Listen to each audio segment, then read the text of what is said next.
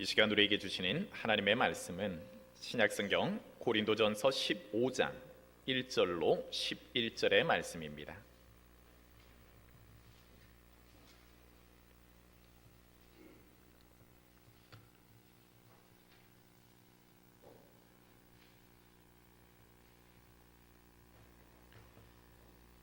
말씀을 봉독해 올리겠습니다.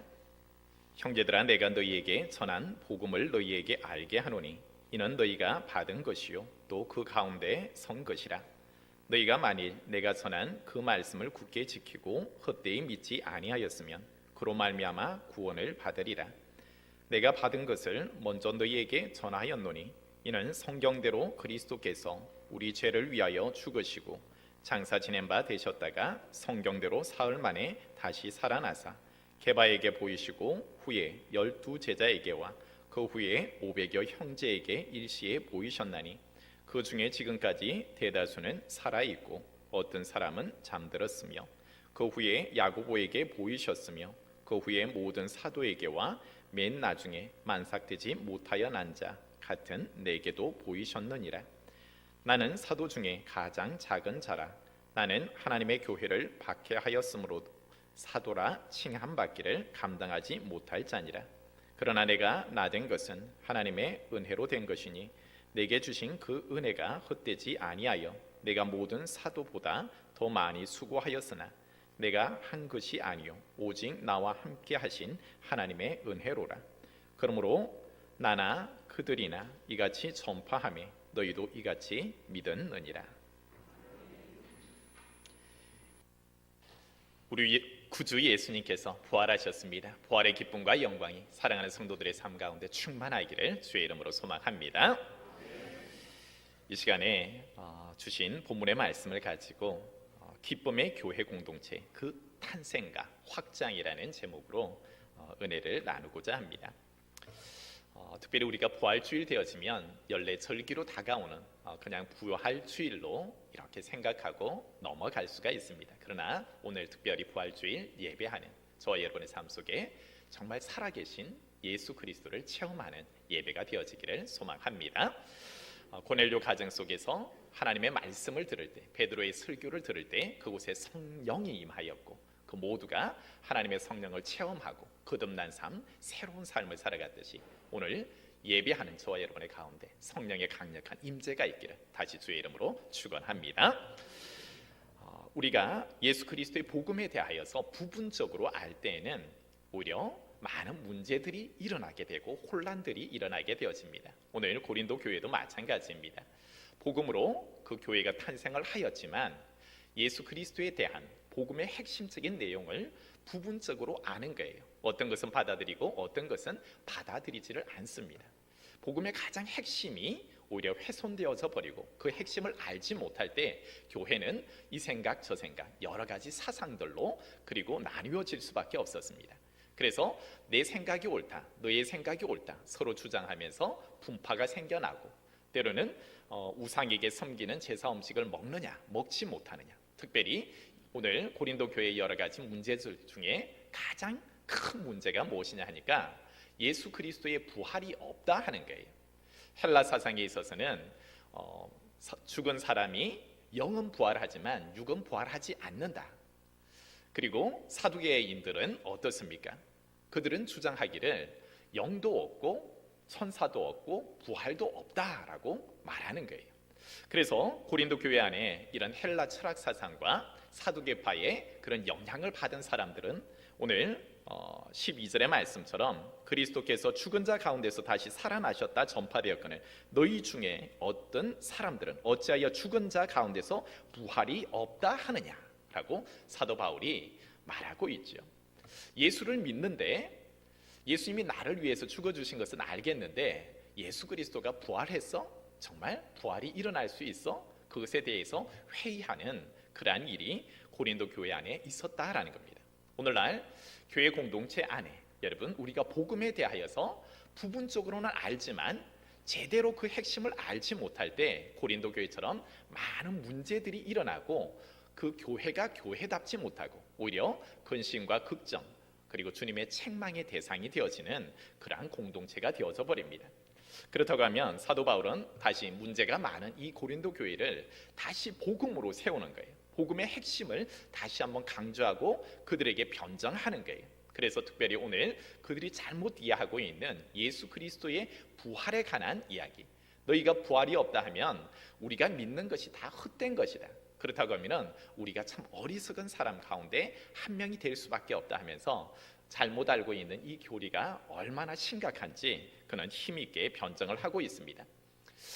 이 사도 바울의 이러한 오늘 다시 우리에게 주어지는 이 복음을 마음에 한번 새기면서 복음에 대한 우리가 기초를 확실히 다질 때에 우리는 다시 한번 생명을 잃어버린 그 교회들이 다시 한번 살아나게 될 줄 믿습니다.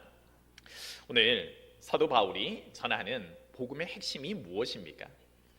사도 바울도 처음에는 부활에 대하여서 회의를 합니다. 예수 그리스도에 대해서 그렇게 좋게 생각하지를 않았습니다. 이것은 우리가 성경을 통해서 익히 잘 아는 바죠. 그런데 예루살렘에 한 소문이 들리기 시작합니다. 분명 예수는 십자가에 못 박혀 죽었고 그리고 장사가 되었어요. 그의 무덤이 있는 거예요. 그의 무덤은 로마의 장병들이 굳게 지키고 있는 거예요. 그런데 사도 바울이 듣는 소식, 그리고 많은 사람들이 예루살렘에서 수근거리는 소리가 무엇이냐 하니까 예수가 다시 살아나셨다라는 거예요.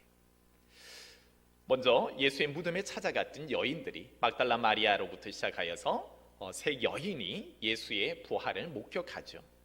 천사가 너희가 어찌 산자를 죽은 자 가운데서 찾느냐, 예수는 살아나셨다라고 말씀해 주시죠. 다시 한번 하나님께서 능력으로 그를 부활시키셨음을 여인들에게 이야기하고 너희는 제자들에게 나아가서 갈릴리로 먼저 가라고 그렇게 예수님이 약속하신 대로 그곳에서 만나리라 한 약속대로 너희는 갈릴리로 가라라고 말씀을 전하죠.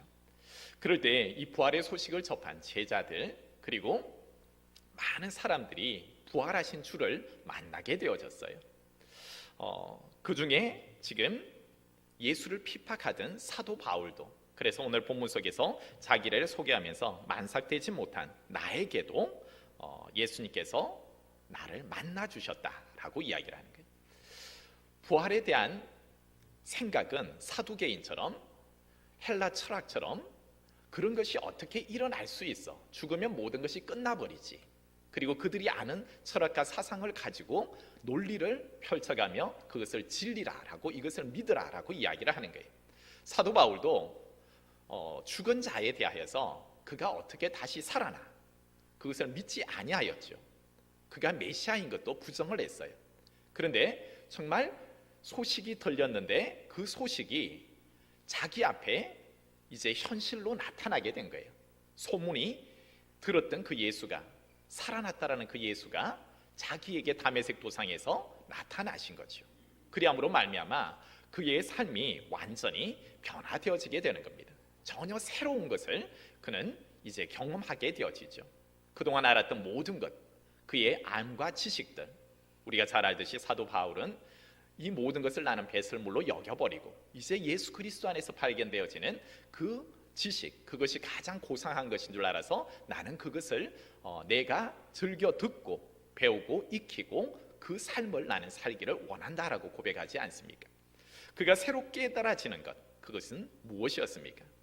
바로 예수 그리스도가 죽으셨어요. 그런데 예수 그리스도의 죽음이 어떤 죽음이냐라는 거예요.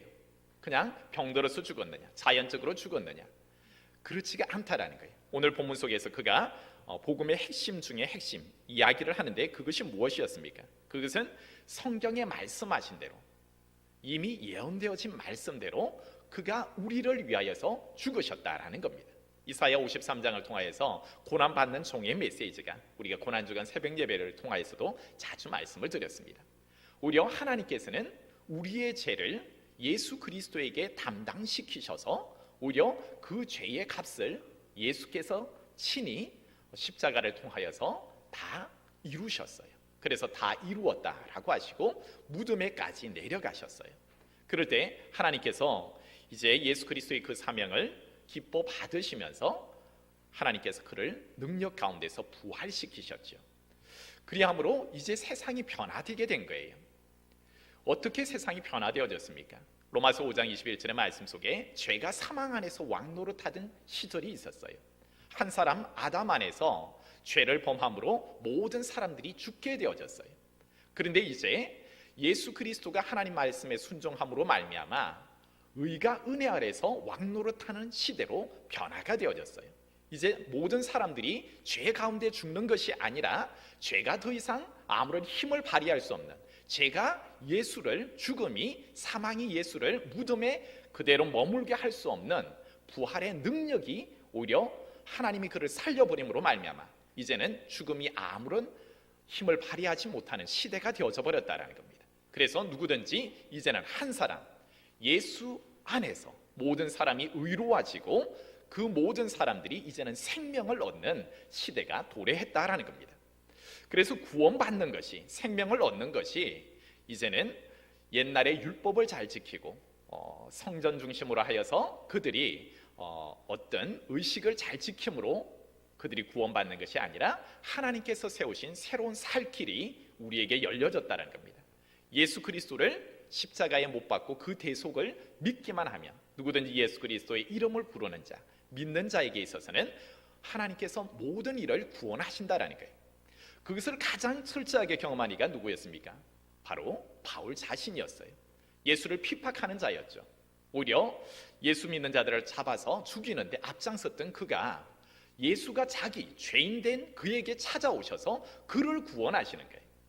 그럴 때 예수 그리스도의 그 구원의 빛은 여러분 모든 사람에게, 제자들 두려워서 떠나가고 흩어졌고 도망갔던 제자들에게도 이 부활의 소식, 부활의 능력은 힘있게 그들에게 펼쳐졌고 아무런 관심 없었던 사람, 그리고 예수를 십자가에 못 박았던 사람들, 종교 지도자로부터 시작하여서 모든 유대 백성들, 십자가에서 내려오라 조롱하였던 그들도 오히려 이 하나님께서 예수 그리스도의 복음의 부활의 빛이 찬란하게 빛나는 그 앞에서 소망 가운데 기다리던 이들도, 다 흩어졌던 이들도, 도망갔던 이들도, 알지 못하고 무지했던 이들도, 죄인들도 모두가 구원을 받게 하는 거예요.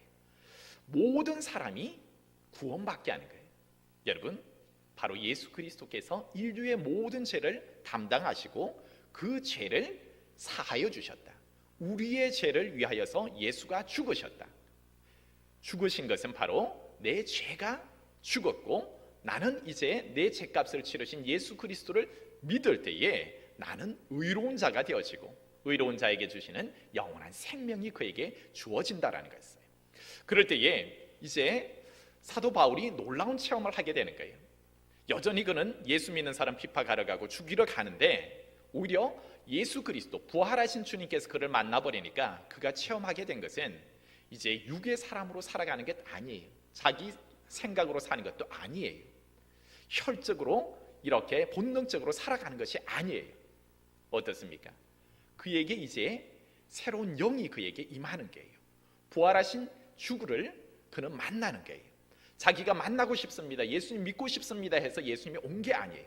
부활하신 주님께서 강권적으로 그를 찾아와 주신 거예요. 아직 연약할 때, 죄인 되었을 때 주님께서, 부활하신 주님께서 그를 찾아와 주셔서 그를 자녀 삼아 주셨어요. 그러면서 그가 예수 그리스도의 영이 자기에게 임하니까 그가 할 수 있는 것이 아무것도 없었죠. 혼자 일어설 수도 없어요. 먹을 수도 없어요. 식음을 전폐해버리지요. 그러면서 그에게 경험되어지는 것은 이제는 육은 새하여졌는데 영은 새로워지는 거예요. 하나 깨달아지는 것이 있는 거예요. 더 이상 옛 시대가 지나가고 이제는 새로운 시대가 열렸구나. 하나님의 영이 그를 사로잡는 것. 제자들이 예수 그리스도의 죽음 앞에, 고난 앞에 다 도망갔어요. 흩어졌어요. 예수의 공동체의 가장 핵심적인 멤버였지만 예수님의 장례를 치르지도 못했어요. 예수님의 장례를 치르니까 누구였습니까? 아무도 생각하지 못한 사람이, 오히려 사내들인 공회원이, 아리마대 요셉이, 니고데모가 예수의 장례를 준비하고 자기의 무덤을 내어주는 거예요. 장례를 누가 치러야 합니까? 상식적으로 제자들이 치러야 하고 가장 가까운 사람이 치러야 하는데 예수의 장례를 그들은 치르지 못하고 오히려 부인하고 도망가 버린 이들이에요. 그런데 부활하신 주님을 만난 제자들의 모습 속에서 어떻습니까? 여장한 그들을 다시 한번 주님이 찾아가 주셨죠. 요한복음 20장의 말씀에 보면 부활하신 주님께서 그들을 찾아가셔서 그들에게 주신 것이 무엇입니까? 22절의 말씀 속에 제자들에게 숨을 내쉬며 성령을 받으라. 여러분, 두려워 떨고 있는, 나도 잡혀서 예수와 같이 십자가 지지 않을까라는, 죽지 않을까라는 두려움 속에 문을 꽁꽁 닫아두고 있는 그에게 부활하신 주님께서 강권적으로 찾아가셔서 그들에게 주신 것은 바로 숨을 내쉬며 성령을 받으라. 성령을 받으라. 부활하신 주님께서 하나님의 백성들, 모든 죄인들을 부르실 때에 연약한 이들, 원수들, 때로는 아무 생각 없는 이들, 그들을 다 부르시는데 그 부름 앞에 초청되어진 이들은 모두 하나님의 성령을 받은 줄 믿습니다. 죄인이었던 바울에게도 하나님의 성령이 그를 사로잡아 버리는 거예요. 그 성령이 사람을 변화시키는 거예요. 두려워 떨고 있던 제자들에게 하나님의 성령이 임하는 거예요. 그럴 때 그 문을 박차고 나가는 거예요. 여러분, 사람이 어떻게 변화되어집니까? 부활하신 주님을 믿을 때에 하나님의 영으로만 가능한 줄 믿습니다. 교회 공동체가 어떻게 변화되어질 수 있습니까? 여러분, 인간의 생각으로 이렇게 해야 돼, 저렇게 해야 돼. 어떤 고린도 교회의 분파처럼 내 생각이 옳아, 사두개인처럼 영은 없어, 천사는 없어, 부활도 없어, 이것이 복음이야 라고 하면서 그 교회가 부흥하겠습니까? 그렇지가 않아요. 오로지 모든 것을 변화시킬 수 있는 능력은 하나님의 영만이 사람을 변화시키고 교회 공동체를 변화시키는 줄 믿습니다. 부활의 소식이 선포되어졌을 때 새로운 공동체가 생겨나기 시작하는 거예요. 그동안 하나님을 믿고 하나님을 영광 돌리노라 라고 했던 유대 교인들이 있어요. 절기를 쫓아왔던 사람들이 있어요. 율법을 잘 지켰던 사람들이 있어요. 근데 하나님은 그 모든 것을 폐하셨어요. 너희가 성전을 허물라, 46년 동안 세운 그 성전을 허물 때에 주님께서는 내가 사흘 만에 다시 성전을 세우리라 라고 말씀하셨죠. 친히 예수님께서는 자기의 몸된 성전을 죽은 지 사흘 만에 살리셨고, 이제는 그 성전에서 부르시는 거예요. 모든 죄인들을 부르시는 거예요. 죄인들은 내가 의인을 부르러 온 것이 아니라 죄인을 부르러 왔다 하시면서 그 죄인들이 그 부름 앞에 응답하여 나오는 자마다, 부한 자나 가난한 자나, 여러분, 남녀노소, 유대인이나 헬라인이나 신분 고하를 막론하고 누구든지 나오라라고 하고 예수를 믿으라 하고 부활하신 주를 믿으라 할 때 여러분, 믿는 자에게 구원이 선포된 줄 믿습니다. 하나님께서 하나님의 영을 주시는 거예요. 여러분, 생각함으로 그렇게 한다고 정말 구원이 이루어질까 의심하는 자들에게 있어서는, 예수 그리스도를 바라보지 않는 자에게 있어서는, 믿지 않는 자에게서는 구원이 없었어요.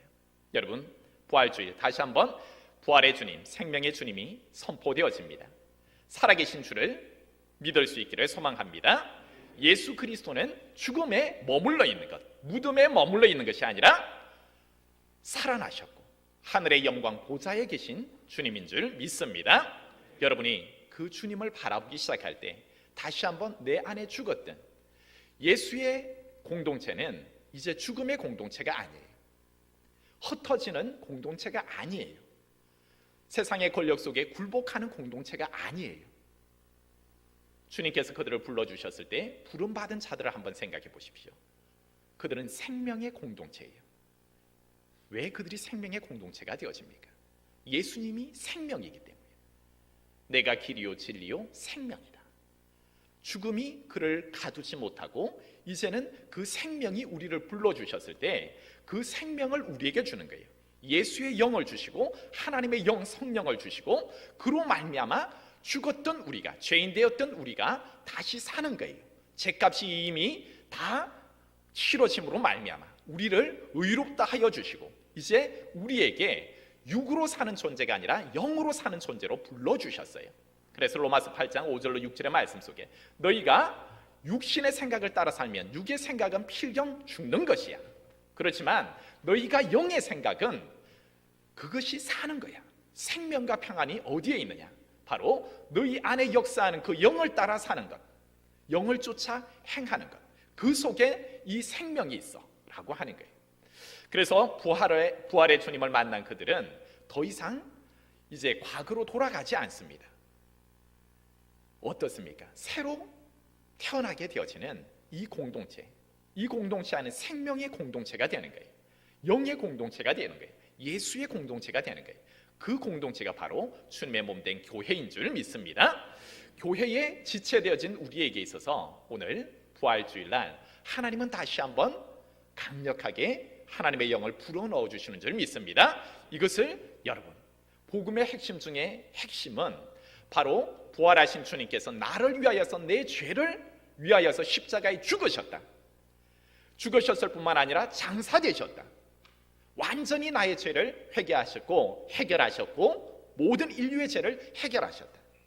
그리고 주님의 가상실은 6번째 말씀하신 것처럼 다 이루셨다. 그것을 믿는 거예요. 주님의 보혈을 믿는 거예요. 그러면 내가 죄인 되었던 내 죄가 다 사여졌음을 믿는 거예요. 그리할 할 때 이제 주님께서는 우리에게 부활의 능력으로 죽음에 머물러 있는 것이 아니라 예수님께서는 하나님께서 그를 부활하게 하셨고 그를 영광 보좌에 앉히셨으며 만왕의 왕으로 세워주셨어요. 그럴 때 그 부름받은 자들에게 있어서 예수님께서 우리에게 요구하고 있는 것이 있습니다. 무엇입니까? 너희는 이제 이 복음을 세상 모든 사람들에게, 모든 민족에게 가서 복음을 전하라라는 것이었어요. 생명은 생명을 낳게 마련입니다. 생명이 없이 죽어 있는 것은 더 이상 생명을 낳지 못하죠. 사람이 죽어 있는데 어떻게 어떤 생명을 낳을 수 있겠습니까? 그러나 예수의 공동체는 예수님이 살아있고 하나님의 성령이 함께함으로 말미암아 살아있는 공동체죠. 그러하기에 또 다른 생명을 낳는 거예요. 그래서 예수의 공동체는 예수 그리스도께서 나를 위하여서 대속하시고 나는 그리스도 안에서 새로운 피조물이 되었고 이제 육의 사람이 아니라 영의 사람이 되어졌고 사도 바울이 경험하는 바 그가 그 속에서 역사하시는 그리스도, 제가 자주 인용하는 고린도후서 13장 2절에 3절의 말씀 속에 그리스도께서 내 안에 계시고 그리스도께서 내게 말씀하시고 나는 그의 말씀을 듣고 그대로 행동하는 거예요. 복음을 전하는 거예요.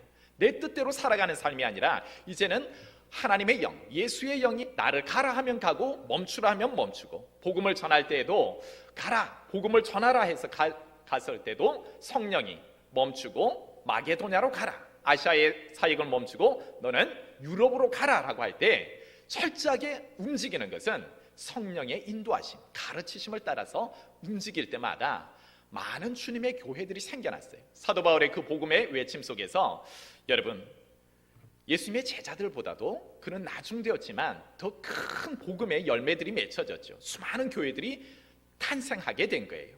복음이 확장되어져 가는 거예요. 하나님께서 이방인의 사도로 그를 택하셨고 유대인을 중심으로 하여서는 예수님의 제자들이 복음을 전하게 하지요.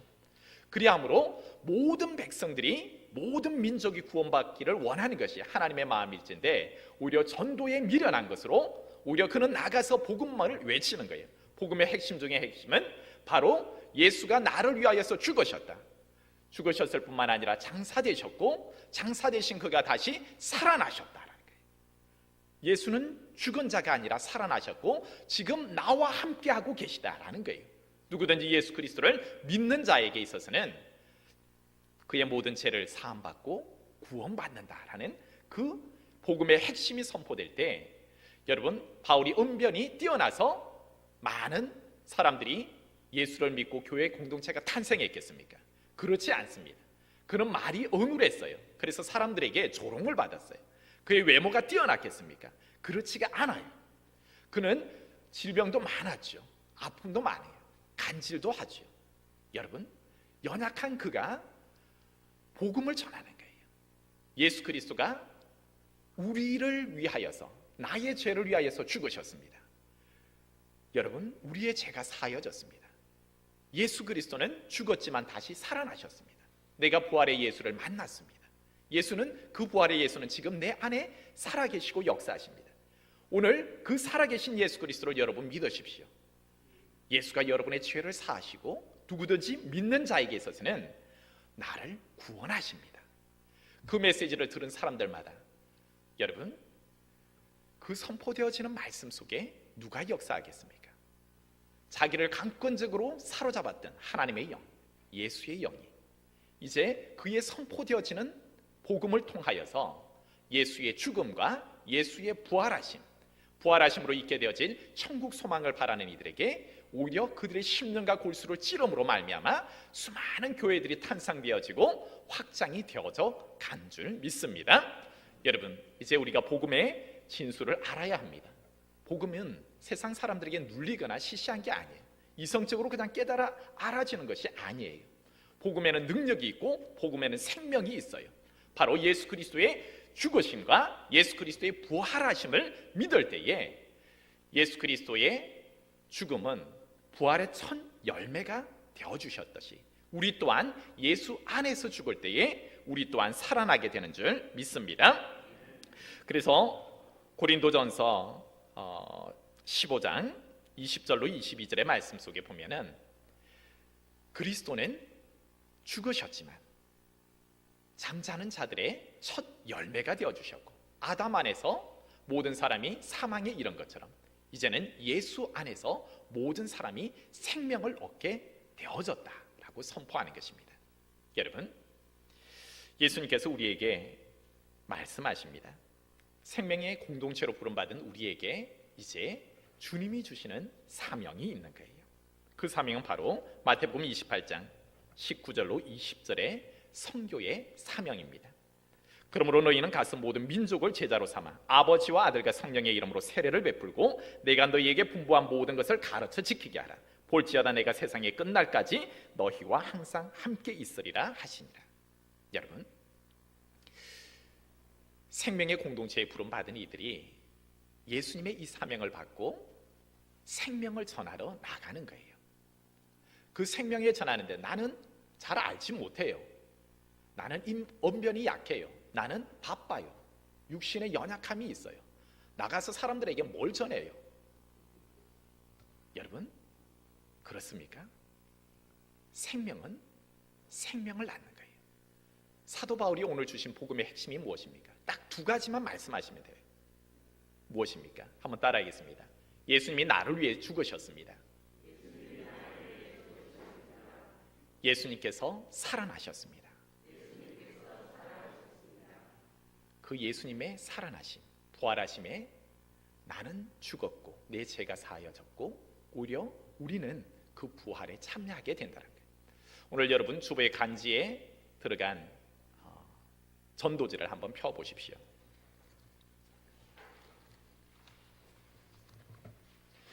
여러분이 이 전도지를 가지고 이제 일주일 동안 기도하셔야 됩니다. 기도하시면서 다른 거 필요 없습니다. 복음의 핵심은 예수님께서 나의 죄를 위하여서 죽으셨다라는 거예요. 그리고 예수님께서 사셨다라는 거예요. 그러므로 하나님께 나아갈 수 있는 유일한 길을 제시해 주셨어요. 우리가 잘 아는 사형리입니다. 1번을 보시면 하나님 안에서 우리는 행복하도록 창조되었다 했죠. 그러나 죄로 인하여서 하나님과 떠나게 되어졌고 이 죄의 문제를 사람이 해결할 수 없기에 하나님은 독생자 예수 그리스도를 보내주셨어요. 그리고 우리의 죄를 담당해 주신 거예요. 그리고 우리의 죄를 위해서 죽어주셨어요. 그리함으로 우리는 예수 그리스도를 믿음으로 말미암아 하나님께 다시 한번 나아갈 수가 있어요. 죄의 문제가 해결되었기 때문에 예수님이 우리의 죄를 해결해 주셨기 때문에 인류의 죄를 다 해결해 주셨기 때문에 그래서 이제 모든 죄인들이 죄를 가지고 있는 사람들이 하나님의 그 사랑으로 받고 다시 구원받고 하나님과의 행복한 삶을 살기 위하여서는 어떻게 하면 됩니까? 다른 게 없어요. 4번을 보십시오. 예수를 구원자로 영접하십시오. 예수님께서 나의 죄를 위하여서 죽으셨고 예수님께서 대속하시고 사심을 믿는다면 바로 여러분이 구원을 받습니다. 이것만 선포하면 되는 거예요. 예수 믿으면 구원받습니다. 더 짧게 하면 여러분이 이 말씀만 선포하게 되어지면 오히려 이 복음의 전도지를 받는 사람에게 역사하는 이는 누구냐 하면 하나님이 역사하시는 줄 믿습니다. 전도에 미련한 것으로 하나님은 역사를 하세요. 제가 예전에 말씀드렸던 인도에 한 할머니가 계셨는데 소식을 들은 거예요. 마호메트를 믿은 것이 아니라 그는 아파 죽겠어요. 이제 중병에 걸려서 죽을 날만 기다리고 있어요. 그런데 우연찮게 들은 소식이 있어요. 예수 믿으면 병이 낫는다더라. 예수 믿으면 병이 낫는다. 선교사님이 가서 그곳에 전해주지도 않았어요. 멀리 사람을 통해서 그냥 우연찮게 듣게 되는 것, 그가 생활이 어렵고 힘들고 질병으로 이제 죽을 날만 기다리고 있는데 예수 믿으면 병도 낫고 구원받는다라는 이 소식을 듣고 그 할머니가 예수의 이름으로 명하노니 내 모든 질병은 깨끗이 고침받을지어다 선포해버린 거예요. 그런데 하나님께서 그 여인의 선포에 역사하여 주셔서 그 병이 깨끗하게 치유가 되어버렸어요. 그럴 때에 주변의 사람들이 할머니 어떻게 나았어요? 거짓말 할 수 없잖아요. 내가 이슬람 사원에 가서 열심히 기도했더니 나아졌다. 알라가 나를 낫게 했다. 그게 아니었어요. 나는 내가 들은 예수가 있는데 예수 믿으면 구원받고 예수 믿으면 내 모든 병으로 치유된다 하더라. 그래서 내가 그냥 예수 이름으로 내가 선포했는데 내 병이 깨끗하게 나았다. 그럴 때 그 지역에 변화가 일어납니다. 많은 사람들이 그 간증을 듣게 되어집니다. 오히려 예수의 이름을 선포하기 시작합니다. 그럴 때에 그 마을이 변화되는 거예요. 그리고 그 마을에서 더 많은 사람들이 이제 그곳으로 몰려들기 시작하는 거예요. 뒤늦게 선교사님들이 알고 그곳에 가서 이제 복음의 또 핵심을 이야기를 하고 그것을 찾아드는 수많은 영혼들에게 또한 복음과 더불어서 그들이 필요한 물품들을 제공하면서 오히려 그곳이 선교의 중심지가 되어버렸습니다. 여러분, 복음은 우리가 지금 여러분 전도지를 이렇게 여러분에게 나눠드리는데 이것 가지고 내가 뭘 할 수 있겠어? 여러분 그렇게 생각하지 마십시오. 예수의 이름을 들은 이들에게 있어서 복음이 전파되게 하고 그것을 열매 맺게 하는 것, 그것은 죄인 되었던 예수 믿는 자들 잡으러 가던 바울에게 고난이 두려워서 흩어지고 도망갔던 그들이 부활의 소식을 접하고 예수에게로 나아올 때 복음의 핵심인 예수 그리스도의 죽음과 부활을 선포하기 시작할 때에 여러분 그곳에서 역사하는 이가 누구였는가? 마가복음 16장 20절의 말씀 속에 이 복음을 전하라는 사명 들고 제자들이 나아갈 때에 주께서 그들과 함께 역사하셨다. 그러므로 많은 기적과 표사가 일어났다라고 이야기를 합니다. 이제 여러분이 이 전도지를 가지고 여러분 기도하십시오. 일주일 동안 기도하십시오. 여러분 예수의 공동체는 생명의 공동체라 했습니다. 생명의 영, 예수의 영이 우리 가운데 있어요. 그럴 때 그 영은 우리에게 가르쳐 줄 겁니다. 그냥 길거리 가는 사람한테 아무렇게나 주지 마시고 여러분에게 이제 매주마다 전도지가 한 장씩 제공이 될 겁니다. 그럴 때 이 전도지를 받으면 항상 기도하십시오. 하나님, 이 복음을 누구에게 전해야 합니까? 라고 기도할 때 내 안에 계신 성령은 사도 바울에게 너는 어디로 가라 라고 가르쳐 주셨던 것처럼 너가 이 복음의 전도지를 가지고 가야 할 대상을 알려주실 것입니다. 그럴 때 이 전도지를 가지고 그 대상자를 생각나게 하실 때에 그 대상자를 미리 놓고 열심히 기도하십시오. 그 영혼이 구원받을 수 있도록 이 복음으로 변화되고 그들이 예수의 영으로 구원받을 수 있도록 여러분이 기도해 주셔야 한다라는 겁니다. 기도하는데 하나님은 죄인도 능히 구원하시는 그 하나님께서 의인의 간구를 들으시고 역사하시는 힘이 크다라고 하셨는데 저와 여러분의 기도를 듣지 않으시겠습니까? 이제 기도하시고 그들을 찾아가실 때 그냥 전도지 한 장 딸랑 주고 오지 마십시오. 여러분이 섬길 수 있는 것, 아주 작은 음식도 괜찮습니다. 때로는 여러분의 작은 정성과 사랑을 가지고 그에게 한번 나아가 보십시오. 그리고 그에게 전해주는 겁니다.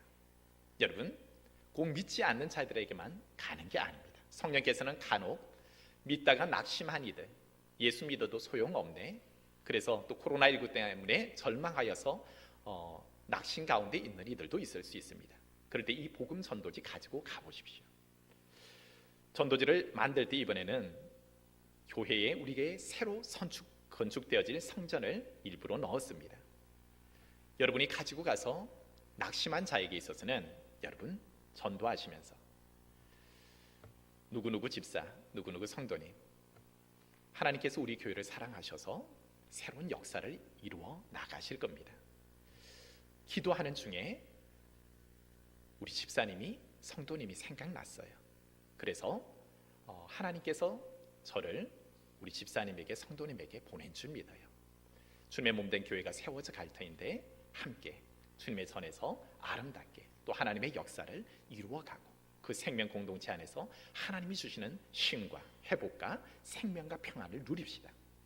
여러분, 이 전도지를 가지고 가서 새롭게 세워질 교회에 대한 소망과 더불어서 전할 수 있기를 바랍니다. 또한 믿지 않는 자들에게 나아가십시오. 그리고 복음의 전도지를 이렇게 펼치십시오. 복음의 핵심은 두 가지입니다. 예수님께서 나의 죄를 위하여서 죽으셨다. 죽음으로 끝난 것이 아니라 그 주님은 부활하셔서 하나님 보좌 영광 보좌에 계시고 우리에게 능히 구원을 주시고 하나님 나라를 주시는 분이 바로 예수님이시다. 이 복음을 전하시고 그것이 어렵다고 하면 여러분이 그냥 이 내용을 한번 읽어보십시오. 하나님이 당신을 사랑하시고 또 주님의 교회 통영중림교회로 한번 오십시오. 그리하면 여러분의 인생의 방황이 끝날 것입니다. 전도지 제일 앞에 하나님은 당신을 사랑하시는데 인생의 방황은 하나님을 만나면 끝이 납니다. 쉼과 회복이 있는 통영중림교회로 오십시오. 여러분, 이제 말씀을 맺습니다. 하나님의 교회 공동체는 생명의 공동체입니다. 생명의 공동체는 먼저 하나님의 영으로 그 생명을 누려야 하고 생명을 또한 전하고 나을 수 있어야 합니다. 예수님의 마음이 어디 있느냐? 우리만 잘 지내는 것이 아니죠. 생명을 낳기를 원하고 우리에게 분명한 사명을 주셨을 때 이제 그 사명을 감당할 수 있는 것, 내 힘과 내 능력이 아니요 사도 바울의 고백처럼 내 안에 계신 주님께서 나에게 능력 주실 때, 제자들에게 있어서 성령을 넣어주실 때 그들은 세상에 나아가서 더 이상 두려워서 뜨는 존재가 아니라 세상을 변화시키는 존재가 되었습니다. 예수 그리스도의 부활, 그 부활의 소식을 선포할 때마다 어둠의 권세들이 물러갔어요. 찬란한 빛이 예수 그리스도에게 비쳤고 그 빛을 주인 삼은 이들에게 있어서 이제 세상의 모든 어둠의 권세들은 물러가게 될 줄 믿습니다. 그 빛 앞에 굴복할 것입니다. 그것을 믿음으로 나아가시고 선포할 수 있는 저와 여러분 되셔서 이제는 부활의 기쁨의 공동체가 머물러 있거나 또 그 부활의 핵심을 알지 못함으로 고린도 교회처럼 수많은 문제들만 일어나는 교회가 아니라 정말 예수의 공동체는 딱 두 가지, 나를 위해 죽으신 예수. 그래서 사도 바울은 자랑할 것이 없죠. 내가 자랑할 것이 많지만 나의 나 된 것은 오직 하나님의 은혜입니다. 내가 한 것이 아니라 내 속에 역사하신 하나님이 모든 것을 하셨습니다. 교만하지 않죠.